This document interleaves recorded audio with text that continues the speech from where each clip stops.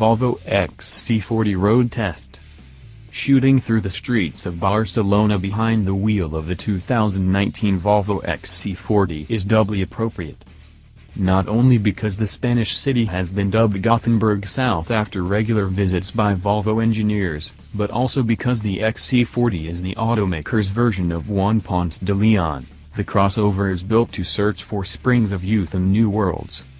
Take a look at the vivid lava orange interior for proof. Not convinced?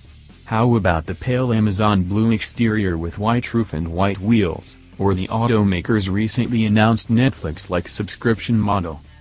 The XC40 is looking for renewed, younger life, Florida or beyond.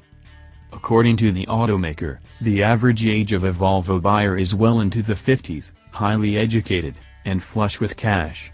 That looks good on paper, but the countless new buyers willing to parlay a bundled $600 a month payment into a car, insurance, and maintenance, including wear and tear items such as tires, like their cell phone plan looks better. Capturing attention from those younger buyers is no easy task. Month-to-month subscription plans can be a big ask from the generation that considers Family Guy drawn out like Dumas. For the day-to-day flash, the XC40 features smart ideas that seem like they should have been done already. There's a small, removable trash bin in the center armrest that's waterproof. Ask me how I know. Several card slots near the driver's knees can hold parking tickets or gas cards, and USB ports are paired with tabs located not far from the plug to bring order to messy cords. All XC40s get a standard 9.0-inch touchscreen with Apple CarPlay and Android Auto, and the doors lack bottom-mounted speakers to adequately hold a 15-inch notebook computer. The XC40 is a trendy rucksack on wheels. Underneath is a competent crossover that's surprisingly better than the sum of its clever parts. Riding atop Volvo's new, smaller CMA platform, the XC40 is nearly a foot shorter than the XC60 with almost 7 inches trimmed between the wheels. The XC40 is surgically sized between the BMW X1 and Jaguar E-Pace, its two most likely competitors when it goes on sale in March. Despite the smaller size, the XC40 is still passenger and cargo friendly. The rear seats adequately hold two adults with 20.7 cubic feet of cargo capacity behind them.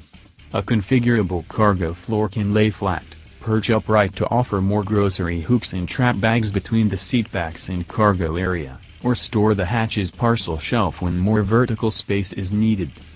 There is opportunity here for Volvo and other automakers.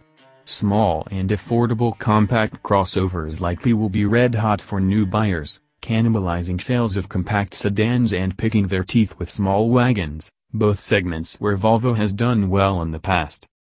But those 240s and 850s are all forgotten in a millennial's memory, and what have you done for me lately?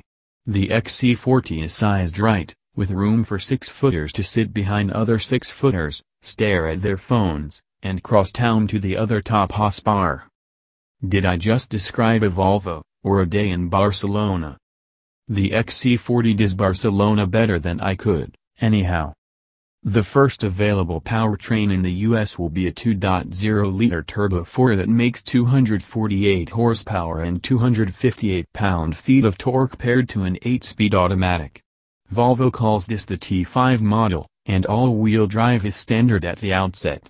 A 2.0-liter turbo 4 with less boost, and therefore less power, and front-wheel drive will arrive later in the summer. Volvo has confirmed a battery-electric version of the XC40 later on as well. Other powertrains and permutations on the small platform are in the mail, too, perhaps even a plug-in hybrid, although Volvo is incredibly tight-lipped about those versions. Volvo won't play its hand with the XC40 early in a bid to keep subscribers interested in upgrading their models each year, renewing their 2-year commitments. Overlooking the XC40 T5 AWD is a mistake anyway. The competent Turbo 4 under the clean clamshell hood pleasantly powers the XC40 up to 60 miles per hour in a surprising 6.2 seconds. And the 8-speed happily doesn't upshift too quickly for fuel efficiency's sake during rapid acceleration. That's a plus on cobbled Spanish streets or in Hometown, America. Plant the throttle and the XC40 T5 cuts forward with immediacy with only a slight rumble from the Turbo 4 permeating the cabin. It handles its power well and stays sharp at low speeds. The XC40's 37.4-foot turning circle is identical to those of the I-Pace and X1, which flick around narrow streets. Customizable drive modes toggle among eco, comfort, dynamic, and off-road settings, with throttle response, shift points, and steering heft settings tweaked among them. We spent most of our time in comfort, with small turns at eco and dynamic when the road was less or more interesting. Dynamic adds a predictable weight to the steering wheel that builds nicely, but still prefers to keep communication between the front tires and driver at a bare minimum. Comfort keeps throttle responses in a less frantic mood in Barcelona traffic, something the myriad bicyclists along the route appreciated. A comfortable mix of all of the above can be chosen using the XC40's individual mode, like Build-A-Bear, but not nearly as cute.